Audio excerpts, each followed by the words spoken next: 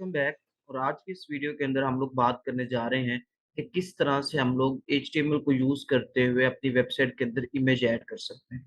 तो उसके लिए हम लोग क्या करेंगे, सबसे पहले अपने कोड एडिटर के अंदर आ जाएंगे और यहाँ पे हम लोग क्या करेंगे, एक नई फाइल क्रिएट करेंगे और उस फाइल का नेम हम लोग रख देते हैं image.html। ठीक है। अब जरूरी नहीं इसका नाम आप इमेज ही रखें, क्योंकि मैं इमेज इस पे यूज करना चाह रहा हूँ, तो आप नेम अपनी मर्जी से रख सकते हैं। और सबसे पहले हम लोग क्या करेंगे, बेसिक स्ट्रक्चर जो है वो डिफाइन कर लेंगे। तो यहाँ पे हम लोगों ने बेसिक स्ट्रक्चर जो है वो डिफाइन कर लिया है। नेक्स्ट थिंग जो हमें जरूरत नहीं है उसको हम लोग क्या करेंगे, रिमूव कर देंगे और यहाँ पे हम लोग ऐड कर देंगे इमेज। ठीक है।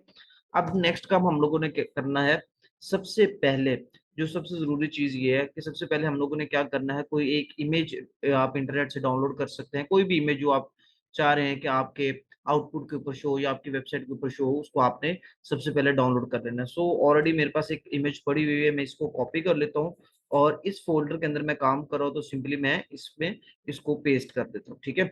और नेक्स्ट काम क्या करते हैं, जिस तरह से हम लोगों ने अभी तक ये देखा है कि एचटीएमएल के अंदर हर एक चीज को डिफाइन करने के लिए प्रॉपर एक टैग यूज होता है।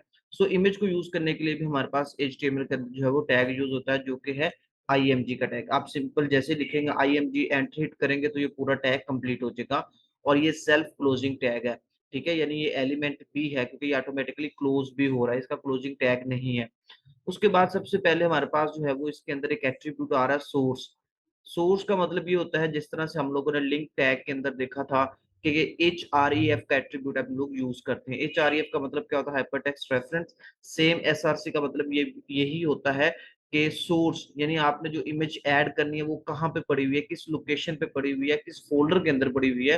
ठीक है, यानी हमने उसका सोर्स के अंदर उसका क्या करना है, सिंपली पाथ डिफाइन करना है। तो इस वक्त हमारे पास सेम फोल्डर के अंदर हमारे पास इमेज है और उसी फोल्डर के अंदर हमारे पास ये फाइल पड़ी हुई है, यानी मैं इस फाइल के अंदर कोड कर रहा हूँ, ये हमारी इमेज है।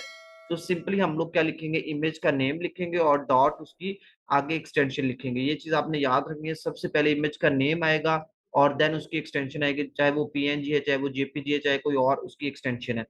और उसके बाद ऑल्ट का मतलब होता है अल्टरनेटिव, ये दूसरा एट्रीब्यूट है। अल्टरनेटिव का मतलब ये होता है कि इन केस अगर आपने इमेज गलत लगा दी है, यानी उसका पाथ गलत बता दिया है या उसका नेम गलत लिख दिया है या उसकी एक्सटेंशन जो है वो ठीक नहीं लिखी हुई, तो उस केस में हमारे पास अल्टरनेटिव के अंदर लिखा हुआ टेक्स्ट शो होगा। फॉर एग्जांपल मैं कह देता हूँ कोड इमेज। ठीक है। अगर इमेज शो होगी तो ये टेक्स्ट नहीं शो होगा, और अगर ये इमेज शो नहीं हो रही तो देन टेक्स्ट शो होगा। तो वन बाय वन इनको देख लेते हैं। तो सबसे पहले मैं गो लाइव पे क्लिक करके इसका रन टाइम पे आपको आउटपुट दिखा देता हूँ कि इस वक्त हमारे पास जो है वो इमेज सक्सेसफुली जो है वो शो हो रही है। नेक्स्ट काम हम लोगों ने क्या करना है कि मैं आपको यहाँ पे इसकी एक्सटेंशन चेंज करके दिखा देता हूँ। मैं लिखता हूँ जीपीजी। अब ये देखें, मैं नेम गलत कर दूं या उसकी एक्सटेंशन में गलत लिख दूं, किसी भी केस में जो है वो इमेज शो नहीं होगी। सेव करता हूँ और सेव करके जैसे ब्राउजर पे जाएंगे तो अब हमारे पास जो है वो बेसिकली जो अल्टरनेटिव के अंदर टेक्स्ट लिखा हुआ वो शो हो रहा है, यानी वो अल्टरनेटिव अगर इमेज शो नहीं होगी तो टेक्स्ट शो होगा। ठीक है।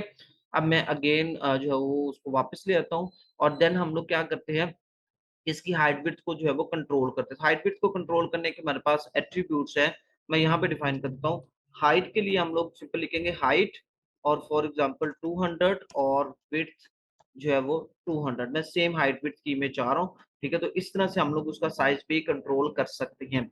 अब नेक्स्ट काम ये है कि बात हमें क्या करना पड़ेगा, जो फोल्डर स्ट्रक्चर की अगर हम बात करें तो हम लोग क्या करेंगे, अपनी वेबसाइट के अंदर यूज होने वाले तमाम इमेजेस को हम लोग क्या करेंगे, इमेजेस के फ़ोल्डर में रखेंगे या आईएमजी के फ़ोल्डर में रखेंगे।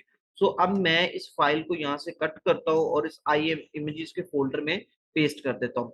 लेकिन अब ये देखिए, मैं काम कर रहा हूँ इस फ़ाइल के अंदर और मेरी जो इमेज है वो इस फ़ोल्डर के अंदर चली गई है।